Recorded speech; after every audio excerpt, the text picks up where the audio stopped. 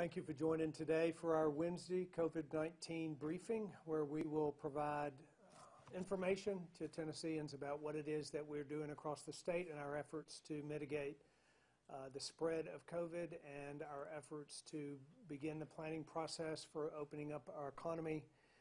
Yesterday, we did not have a briefing here, but we held that briefing in Chattanooga because, as you know, severe storms made their way through southeast Tennessee, particularly in Marion, in Hamilton, in Bradley, and Polk counties. There was significant damage, loss of life, a tremendous tragedy in that part of our state. We were there yesterday to survey and to travel through one of the hardest hit neighborhoods, and let me just say, our hearts and our prayers go out, along with thousands of Tennesseans, go out to the residents of southeast Tennessee that were affected by these storms. There was tremendous loss, tremendous tragedy, but we not only stand behind you and will work with you in your cleanup and rebuilding efforts, but to that effect, we are working very hard on the ground right now. So I was the national director of FEMA reached out to me early Monday morning after the storms, which began the process of FEMA coordinating with Tema, federal level, state level, but most importantly, the local level went right to work. The emergency management associations there in Hamilton County and in Bradley County, in particular, the hardest hit communities. Those agencies, along with the mayors and those in Chattanooga and Hamilton and in the adjoining counties, are working together. It's an incredibly coordinated effort there. The private sector, the nonprofit community as well joining in. We are doing assessments right now. Patrick Sheehan will give an update on our work there on the ground in that part of the state at the end of this briefing. But we will be preparing a declaration, an emergency declaration, to begin the process of providing relief for individuals, for those public utilities and the entities that will require relief at the end of this storm. So again, our greatest concern goes to those who are facing a tragedy on top of this pandemic in those counties in Tennessee. Today, we have 6,079 confirmed cases of COVID-19. We have lost 135 Tennesseans to COVID, and 2,196 Tennesseans have recovered.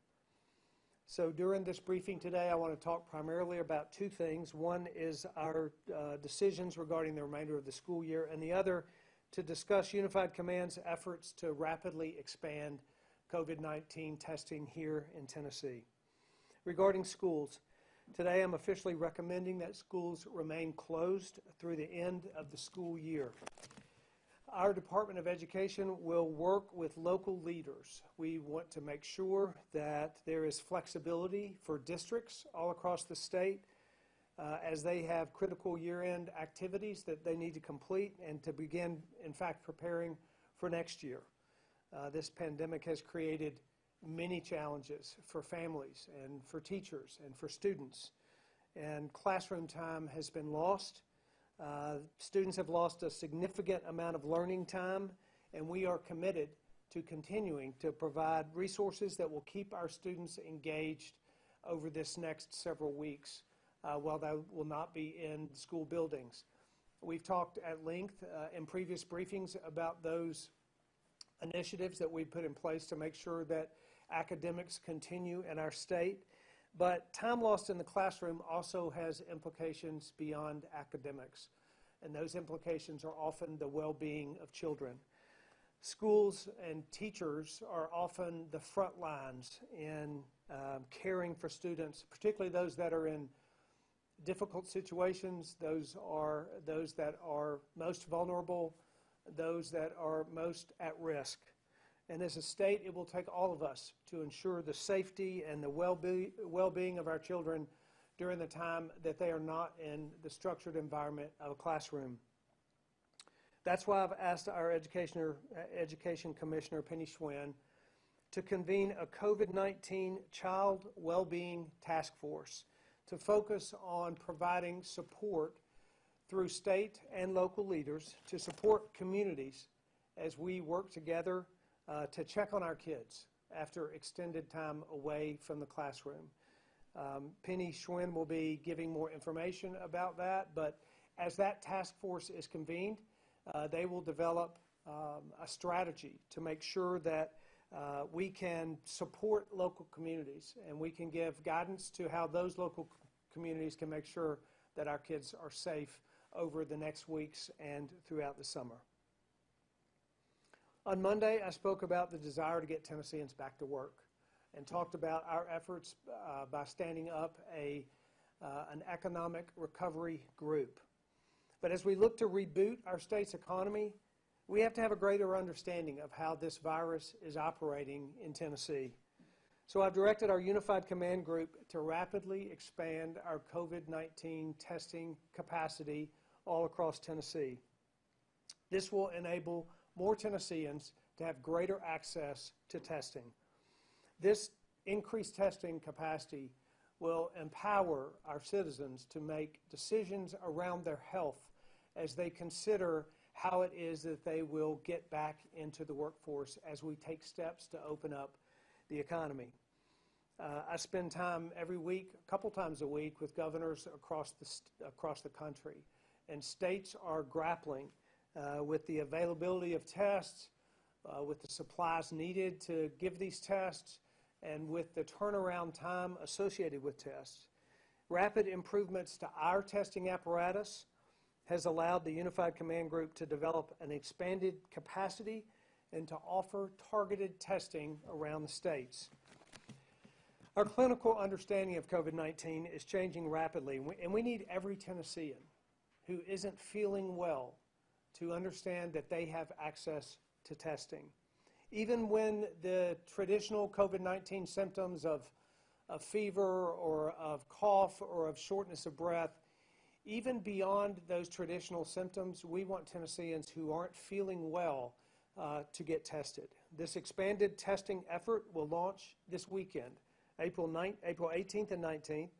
The Tennessee National Guard will be popping up 15 drive-through testing sites all across the state. Drive-through testing sites will also be available during the weekends of April 25th and 26th and May 2nd and 3rd. The Department of Health nurses and Tennessee National Guard medics will perform these tests at the drive-through sites, and the results are projected to be delivered within 72 hours of testing. In addition to the drive-through testing sites that we'll be having on the weekends, Tennesseans need to remember that they can get a test free of charge 5 days a week at every state rural health department across every county in Tennessee. We encourage every Tennessean who isn't feeling well or who has come in contact with someone who has had COVID-19 to get a test. When in doubt, remember, when in doubt, get a test. I'll have Dr. Piercy come up in a few minutes and give a little more information about this expanded testing capacity across Tennessee, and details about the locations are available on the Department of Health website.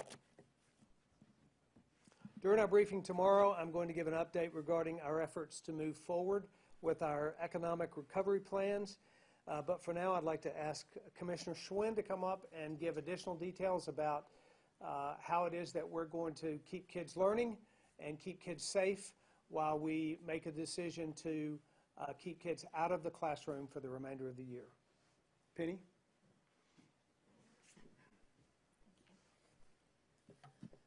We appreciate the Governor's recommendation that schools remain closed through the end of the school year to protect the health and safety of all Tennesseans. This pandemic has impacted our children in ways we are only beginning to understand, and we have important work ahead. We must ensure our children continue learning. We will open schools next year, and students will enter their new grades. It's more important than ever before that our hard work continues, that we measure how students are doing, and we support them where they need it. Being out of school this long also has implications for the well-being of our students. It will take all of us to ensure the safety and well-being of children during times of closure. That's why I am proud to convene the COVID-19 Child Wellbeing Task Force to focus state and local leaders on the well-being of our students. It needs to be in place to help our communities come together and check on our kids. In recent weeks, we've been inspired by the ways that our communities have come together to solve tough challenges and support one another. Schools have been working together with local partners, churches, volunteers, school site staff, and more to deliver meals, instructional lessons, work packets to students. Policemen have been checking on students in their homes. Nonprofits are stepping up with critical supplies and supports now more than ever before. And we know that our teachers, our principals, and our superintendents are working hard to support our kids every single day. We've seen our districts go above and beyond to work with partners in their communities to take care of our kids, and our kids are counting on us. As a state, we want to help channel this type of energy, innovation, and problem solving. This new COVID-19 Child Wellbeing Task Force will be assembled in the coming weeks to encourage and support locally led innovations and partnerships to check on children and to ensure they are safe and well. Our vision is that every Tennessee community, schools, together with community partners, volunteers, churches, nonprofits, and school and district staff, have the creative thinking, the know-how, and the partnerships, the energy, and the commitment to children to lean into this challenge and to serve all of our students to the best possible ability. They've been doing an exceptional job during these times of school closures, and I know that we will continue to do that work for our kids. They are counting on us. I really appreciate it. Thank you. Thank you, Commissioner. Certainly the education of our children and their well-being is an investment in the future of Tennessee, and we are committed to that future for our kids. So thank you, Commissioner. Dr. Piercy, if you would come up and give a health report. Thank you, Governor. Good afternoon. As the Governor mentioned, our case count today is 6,079. That represents a 4.4% increase from yesterday, and we are approaching 81,000 tests. The good news is that almost 2,200 Tennesseans have recovered, and more are recovering by the day. As he mentioned, we're rolling out a new testing strategy, and we know that widespread testing and contact tracing are the keys for guiding our efforts not only to protect health and well-being, but to also take the steps to reopen our economy. We've talked a lot about testing in the past, but let me tell you what's different. First of all, we have expanded testing criteria. As he referenced, you no longer have to have those classic symptoms of fever, cough, or shortness of breath to qualify for testing. Essentially, if you think you need a test, we will test you. If you're confused about what the symptoms might be or want more information, I encourage you to check out the Department of Health's website or social media for a list of expanded symptoms that could indicate that you might be infected. Likewise, sometimes we know that people just don't feel right, or they might be what we call an asymptomatic or pre-symptomatic carrier. Again, I will stress, if you think you need a test, come out and get one because we're ready to test you. Something else that's different are that we're expanding the number of sites and dates that we're doing testing. In addition to all of the testing at our rural county health departments, these expanded sites that are going to be stood up this weekend and the next 2 weekends through the very valuable help of our partners, Tennessee National Guard, will allow for weekend testing. We understand that there are a lot of essential workers and other folks who may not be able to get testing access during the week, and so we're offering these weekend hours for additional convenience. Lastly, something else that's different, or at least it's not necessarily different, but I want to highlight it, is expanded access. These are free of charge, and so we don't want any financial or monetary barriers or insurance barriers to be put up between you if you think you need a test and actually getting that. So we are expanding the access even to the uninsured because we want to know the testing status of all of those who think they need it. Finally, I will remind you that when you look at that list and your county or your city is not on there, please know that we are trying to cover every corner of the state. If your area is not on the list this weekend, you're welcome to go to a different area. You're not constrained by what the county you live in or the city that the test is in. You can go to any of these sites regardless of where you live. But if you want something that's a little more convenient or closer to home, stay tuned because we'll have a new list next weekend, and we're trying to cover all of those areas. So if your site is not on that list, it is probably coming soon. I'll stand by for questions. Thanks. And again, I'll remind folks that there is testing throughout the week at every health department, available in every one of our 95 counties. I'd now like to ask Patrick Sheehan, the director of Tema, to come up and give an update on the tragedy of the storms in southeast Tennessee. Thank you, Governor. As we saw yesterday, hundreds, if not thousands, of structures were damaged with terrible loss of life. We were able to see, however, the value of effective partnerships and the investments that those communities have taken in having a strong emergency management system and the willingness of the cities and the counties to work together within their boundaries and without, and to work with the state. And those investments, those thousands of hours spent training and exercising, you could really see them paying off with how quickly everyone worked together, both in their local emergency operations centers and out in the field supporting those who suffered terrible devastation to their property, some injuries, and to life. Power outages this morning were 23,000 in Hamilton County were still without power, and just before I walked in here, that number was down to 17,000. And so that is a testament to the effective work that's being done by EPB, supported by TVA and power companies who have mutual aid agreements throughout the southeastern United States. And Bradley County, by this evening, by sundown, is supposed to have all power restored to all structures that are sufficient enough to have to be able to have connections. Just real quick, I'd like to thank all the law enforcement officers, the state troopers, the EMTs, firefighters, linemen, volunteers, doctors, nurses, other medical personnel, businesses that have supported these survivors. And to the survivors and to the victims and to the victims' families, we just offer our prayers, and our thoughts are with you. And the state of Tennessee is going to do everything we can, and your local leadership is doing everything they can. And the federal government has been very flexible in supporting us. We've already conducted damage assessments in 2 of the counties. We have 2 more that we'll work to complete quickly. And we know that there's damages in 17 other counties, and we'll be working with those leaders and those emergency managers to conduct assessments there as well. And to homeowners, to anyone that's listening right now, please make sure you document everything that you've lost. Take lots of pictures of everything that you've lost, and take pictures as you make progress. And then if you have not already, contact your insurance company.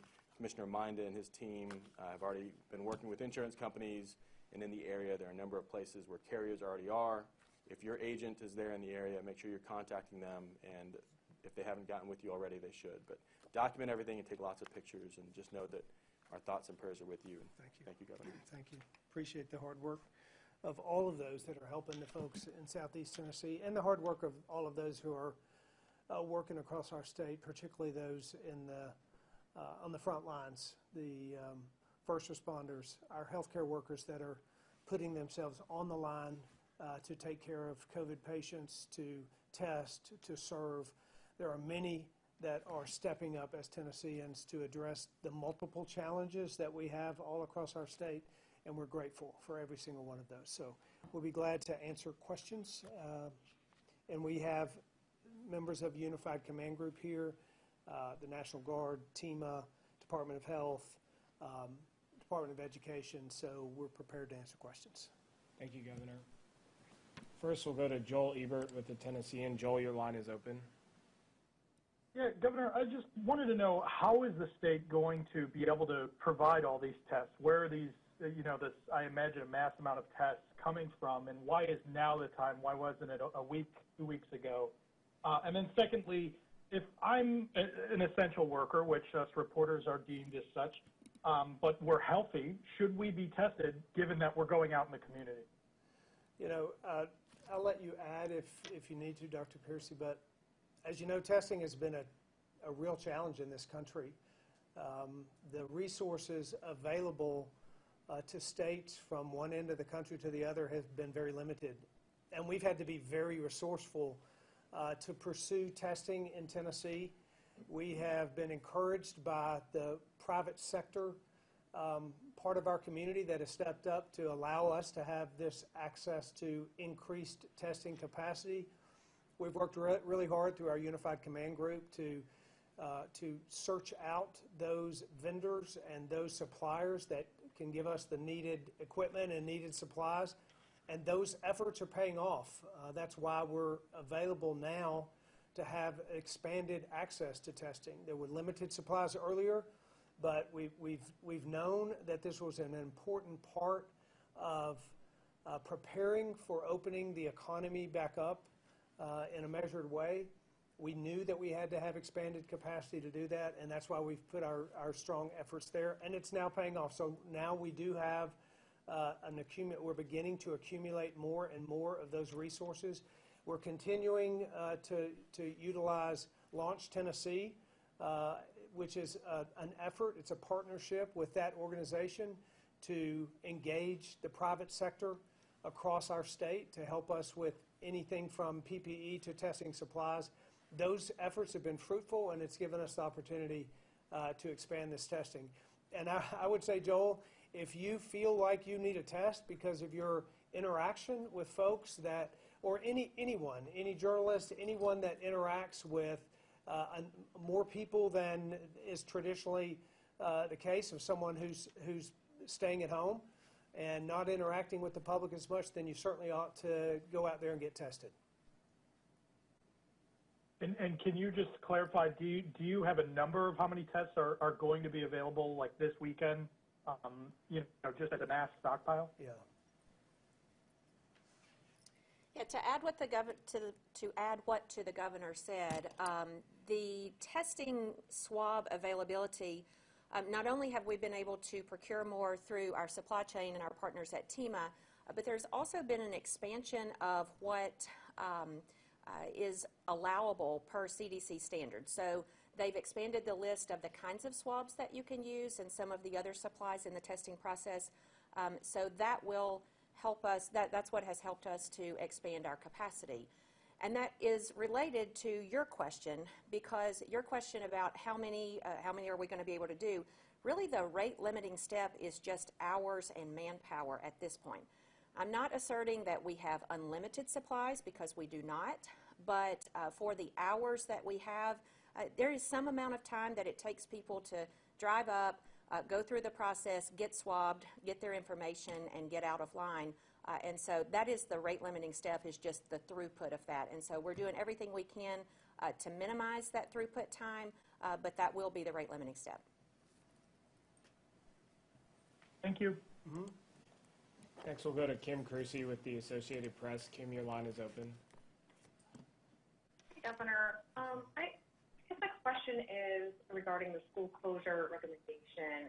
At this point, why make it a recommendation when you have extended the mandated safer at home order until April 30th? Why is this continuing to be a recommendation and not an order? Yeah, we know that school districts have decisions to make on their own, but we expect that in the same way that we recommended schools close the first time, that those schools will close across the state. We expect kids all across Tennessee not to go back to the classroom.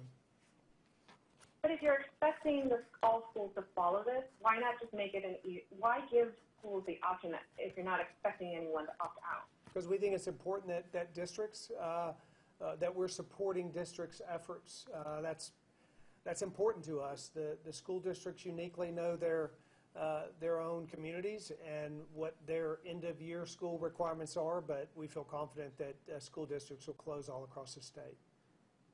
So you would be supportive of a school that chose to not follow this recommendation? Well, we certainly would want to talk with them about that and understand fully why they might choose that. We don't expect that to happen. Gotcha. Thank you. Mm-hmm. Next, we'll go to Chris Bungard with WKRN. Chris, your line is open. Thank you, Governor, for taking my question. How much pressure do you feel to open up some of the state next week? And what has your economic recovery group been telling you? I know you're going to have some more tomorrow, but can you offer us a preview? Well, our economic recovery group was formed yesterday, and they were tasked yesterday with beginning to develop those steps. And we have the stay-at-home order applies through the 30th. And we expect over that period of time that those steps will be defined, and there's a lot of input that we want to receive before we make decisions about what those steps are. We need the healthcare community to weigh in heavily. We need the business community to weigh in heavily. We need our local elected officials who are leaders in their individual communities to weigh in heavily. And that's why we are reaching out daily, multiple times a day with different groups, asking for their input so that we can develop a plan that's just right for our state, the uniqueness of Tennessee. Our state's different from every other state. Our geographic regions have seen different results with regard to COVID. So that's going to be the strategy, and they'll be delivering those recommendations in steps over the next couple weeks. And I apologize, I may have said next week, I meant May 1st, and I just want a quick follow-up. Will some of the state be open May 1st?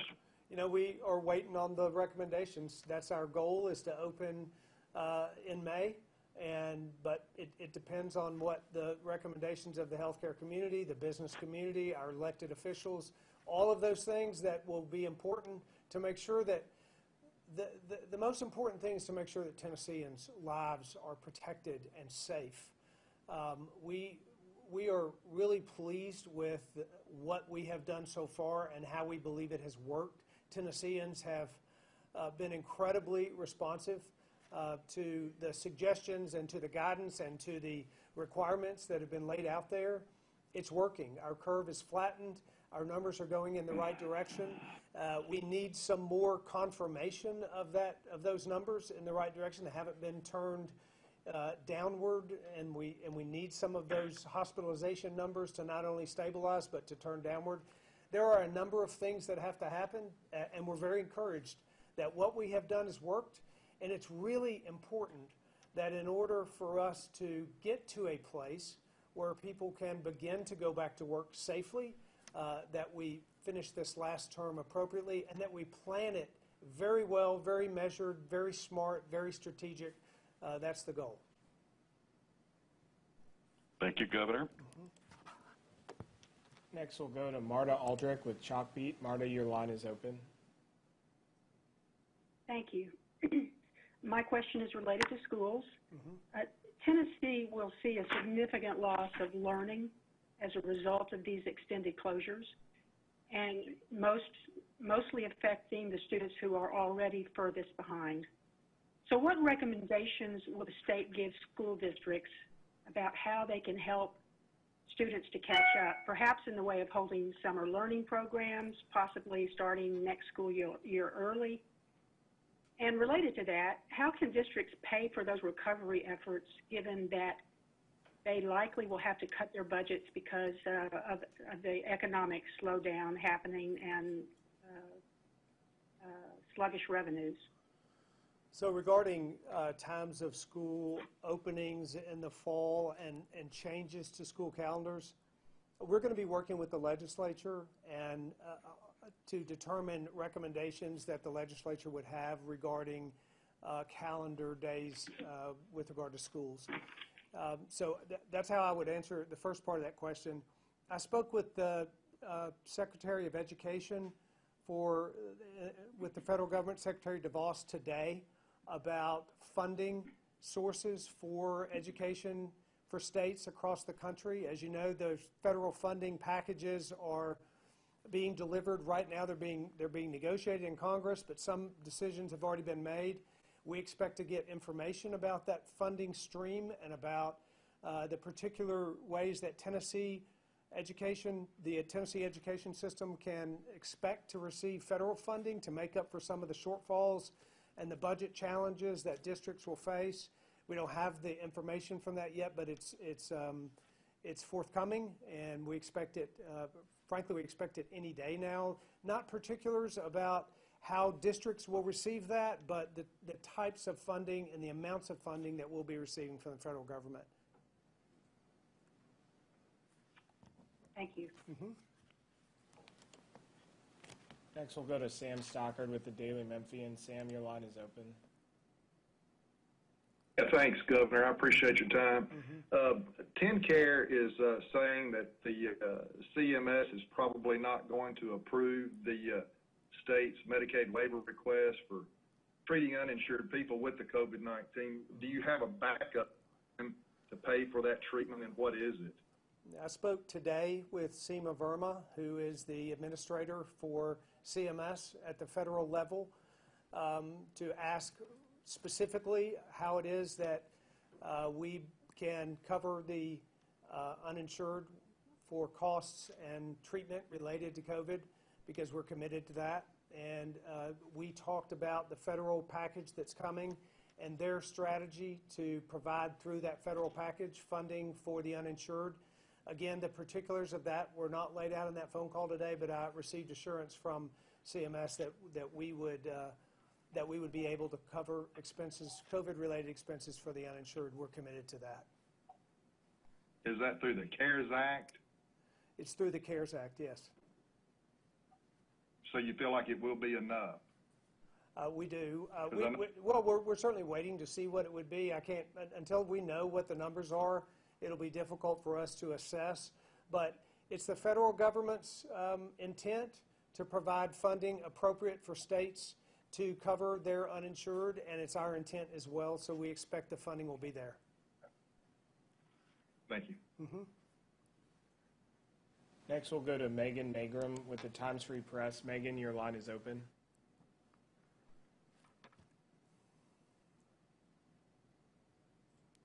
Megan Magrum, your line is open. Sorry, we'll go to Andy Scher with the Times Free Press. Andy, your line is open. All right, thank you very much. I've got a two-part question and maybe a follow-up, Hamilton County specific.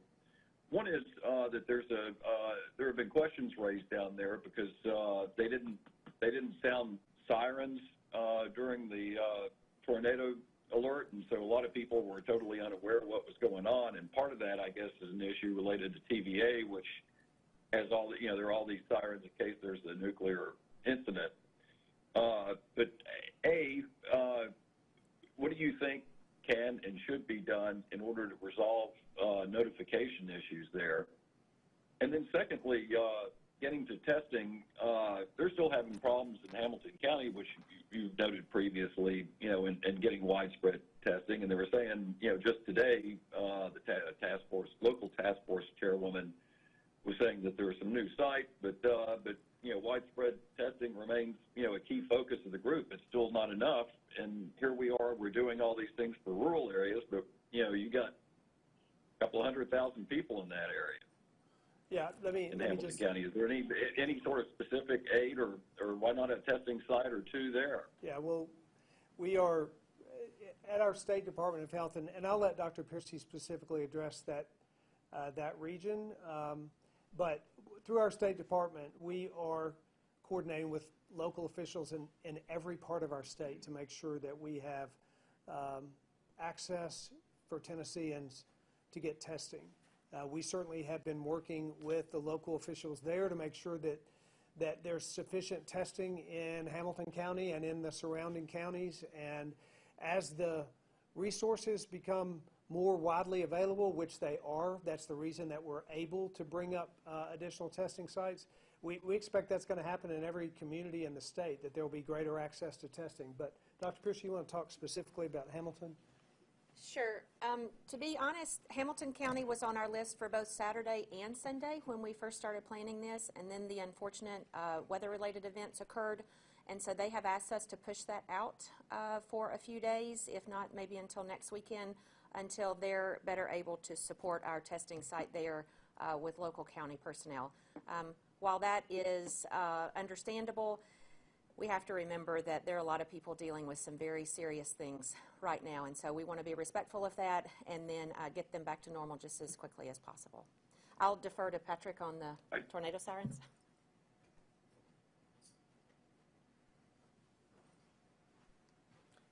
Hey, Andy. So there's always debate when a tornado or severe weather happens about the appropriate use of sirens. And sirens, no matter what the event is, they are designed to be an outdoor warning system. And especially with newer homes that are more soundproof, sirens are often not going to be heard inside a home. And so while I'm sure folks have questions, the storms didn't hit there until after midnight and didn't cause the damage they did until after midnight. And sirens would not have been a great tool there. So, you know, I think the mayor talked about it. They have an app that people can sign up for there in Hamilton County to be able to get alerts and notifications. Cell phones with the wireless emergency alerting systems are a great way to make sure that warnings can get out, but the best answer for anybody, and I think Mayor Coppinger talked about this a lot in the last 2 days, is just having an inexpensive NOAA weather radio in your home with a battery backup is the best way to make sure that you can get a timely warning when severe weather, whether that's a tornado or just a strong thunderstorm, is headed your way. Thank you, Patrick. What about people who, if I can follow up, what about people who don't have a cell phone? Not everybody has one. I know people who live there who don't, you know. Sure. As you know, too, Andy, that is increasingly rare. There is a sign-up system there in Hamilton County, and this is, of course, a local issue, but in Hamilton County specifically, they have a system where they can register their telephone number and get telephonic alerts. But again, a $40 weather radio from any number of reputable companies is the best way to get a warning. Thanks, Andy. Next, we'll go to Sergio Martinez Beltran from WPLN. Sergio, your line is open. Sergio, your line is open. Hello? Can you hear me? Yes, sir. We can, Sergio. Oh, sorry for that. Thank you, Governor, and thank you, Gil. My questions are actually for Commissioner Fiercy. Commissioner, you talked about how, you didn't offer specific numbers of how many tests there are going to be for this weekend for these mass events. Are you not concerned that you might have to start turning people away because there's not enough tests? That's a fair question, and that's something we've had extensive conversation about.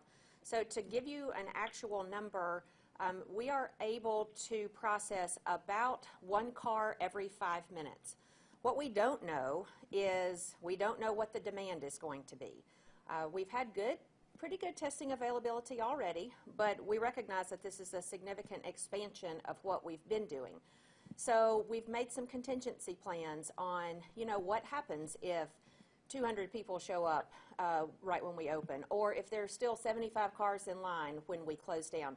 We've got contingencies for both of those, but the most important thing to remember is this testing in its expanded state is still available Monday through Friday at all local health departments. So if for some reason somebody's not able to get out on the weekend, or if they just aren't able to be seen, and I think that would be pretty rare, they still have that same capability at all of our health departments any day of the week, just like they always have. So there is a plan for overflow and contingency if it comes to that. And I have a follow-up question, Commissioner. You talked about, those people who don't see their counties on the website, they can go to another county and get tested. The reality is that in Shelby, Davidson counties, a lot of people might have issues with mobility. It might not be easy for them to get tested in the neighboring county. Is the state doing anything for these other counties that are not getting a drive-through testing service this weekend? Should we expect them to have services the next time? Yeah, so like I said in my earlier comments, if your county or local area is not on this week's list, it very likely will be on the next week or the following week. In addition to those special sites, every county has a health department that has testing, and quite frankly, there's a lot of private sector testing going on in addition. I will send your listeners back to our website. We have a compiled directory on the Department of Health website that lists all of the sites. We've actually had that up for 3 or 4 weeks now, and so those are available all of the time, not just on the weekend.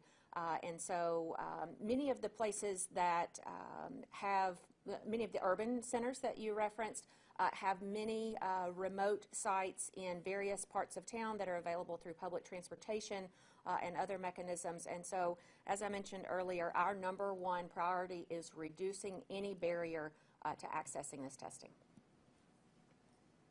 Thank you. Next, we'll go to Jeremy Finley with WSMV. Jeremy, your line is open. All right, thank you for taking my questions, Governor. This has to do with the contact tracing. I wanted to know if you have an exact number of how many people you are tracing across the state that have come in contact with someone who has tested positive. That's the first part of my question, is that exact number. The second part is, so many rural health departments are the ones that are handling this. Do they have the capability of also tracing all of the people who may have had contact with someone who has tested positive? Is that realistic for a rural health department to also take on that obligation? Thanks. I'll let Dr. Piercy answer that. So it's actually an interesting question about how many people are out there that we're tracing. My epidemiologist may know that cumulative number. I haven't heard that. It would be in, I would venture to guess it would be in the tens of thousands. Because if you think about, at least before we implemented social distancing, how many people you were in contact with on a daily basis. Obviously the number is less now, but still that can be 10 or 20 or more per person. And if you've seen some of those graphics where it shows the exponential increase based on each one, that can get overwhelming really quickly. So to the second part of your question, rural health departments have never attempted anything on this scale. And we recognize that and realize that they, like everywhere else in the country, are getting behind in their numbers. It's just a physical manpower issue. And that's why we've been working very closely with our partners in state government and even outside of state government to expand the number of contact tracing personnel.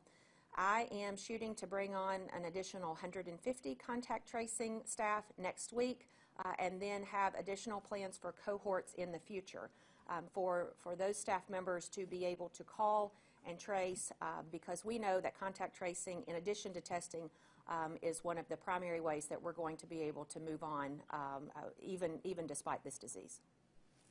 Doctor, can I have a quick follow-up question, and thank you for answering that. Representative Mike Stewart said he's been asking repeatedly for the plan to do contact tracing. Do you have a plan finalized? We've had a plan finalized for a long time, and I'm happy to discuss that at length with anybody who wants to talk about that. That's all the time we have for questions today. Governor, if you would like to make a closing statement. Thank you again for joining us. We will continue the daily briefings to continue to provide you information on the multiple things that are happening across our state. Be encouraged. We certainly know that what you are doing out there is working. It is allowing us, because of what you're doing, because of the fact that it is working, it's allowing us to make plans for the future. And those plans are coming together. We will be able to take substantive steps forward in opening our state's economy as a result of the efforts that you're making. So continue to do just that, do your part and stay apart. Thank you very much for joining us again today.